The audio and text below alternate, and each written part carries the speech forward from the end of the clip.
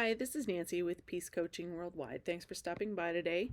I had an idea for what I wanted to talk about today, and it's an analogy that I've been using here recently. And it starts out with basically a nonsense question. And so the nonsense question is, which one of your eyes is more important? Your left eye, your right eye. Which one of your eyes is more important?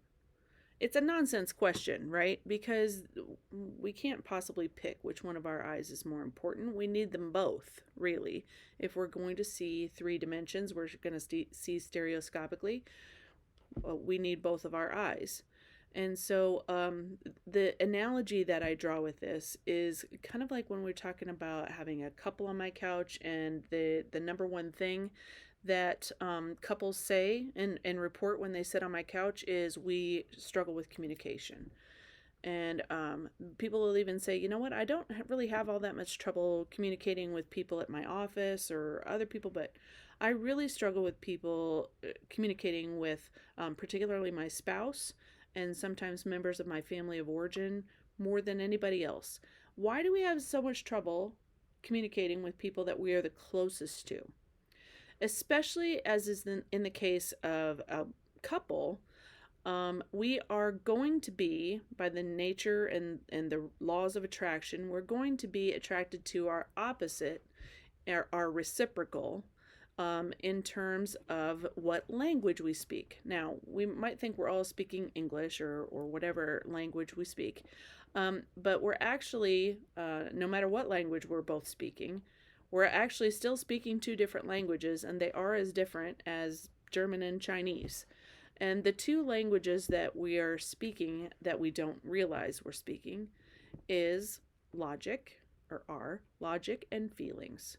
So if I have a couple sitting on my couch, I know that one of my people sitting on my couch more fluently speaks the language of logic, and one more fluently speaks the language of feelings. And they are very different languages. There are also times when you have someone who speaks kind of like half logic and half feelings. And so if I speak logic on family and in-laws and money, and feelings on, I don't know, sex and friendship, my partner will speak feelings on family and in-laws and money, and speak logic on friends and sex. We will be inverses of each other, reciprocals, like a mathematical reciprocal, 3/5, 5/3. We'll be the opposite of each other. That's the nature of love, relationship, attraction. And so we'll speak the opposite languages in love and feel, or logic and feelings, and they are very different languages. And so what happens is when I'm speaking logic to my partner, because I'm a natural born logic feeler, and they're listening to me in feelings, it feels like they're being rude or mean or some kind of a jerk, when they're really not trying to be. They're just speaking their own language and not realizing that you're hearing in a different language. And so that occurs constantly in marriages. And so we're constantly getting cuts, slights. If I'm speaking feelings to my partner who speaks logic, they're going to think that I'm overly dramatic, or that I'm making a mountain out of a molehill, or whatever, because feelers experience the world in a kind of tornado of feelings all the time. Logic people do not. And so if I'm talking to someone in my language and they're hearing me in their own, we're going to miscommunicate with that all the time. And so the ultimate goal is to become bilingual. Now, most folks have no idea that we're speaking opposite languages, and so it becomes, okay, well, which language to speak is better? Should we speak logic or should we speak feelings? It's the same kind of nonsense question as asking which one of your eyes is more important, the logic eye or the feelings eye. It's nonsense, because we need both in order to be able to see three dimensions. It kind of reminds me back in the day when I took my bachelor's degree classes back in the 90s, and I took a cartography class, map making. And to teach us how they make three-dimensional maps, they gave us this understanding of it. They take an airplane and they put a camera on its belly and then they fly it over the landscape, and every 2 seconds they take a picture straight down at the ground.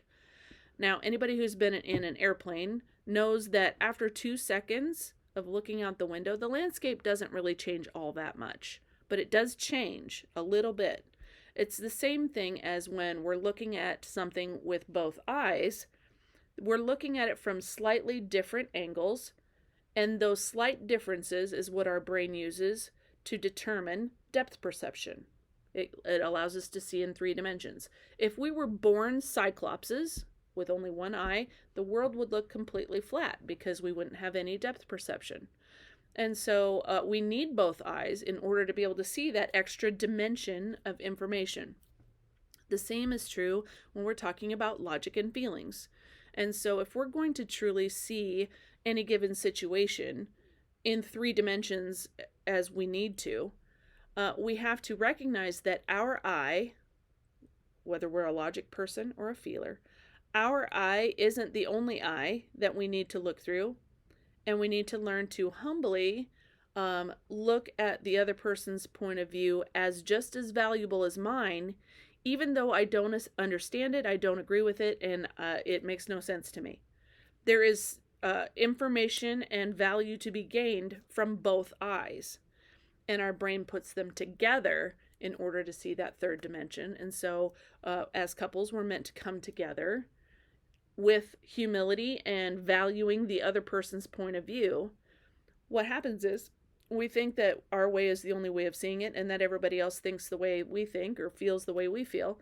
And so if that's the case, why are you being so obstinate, dramatic, unfeeling, uncaring, pick your adjective?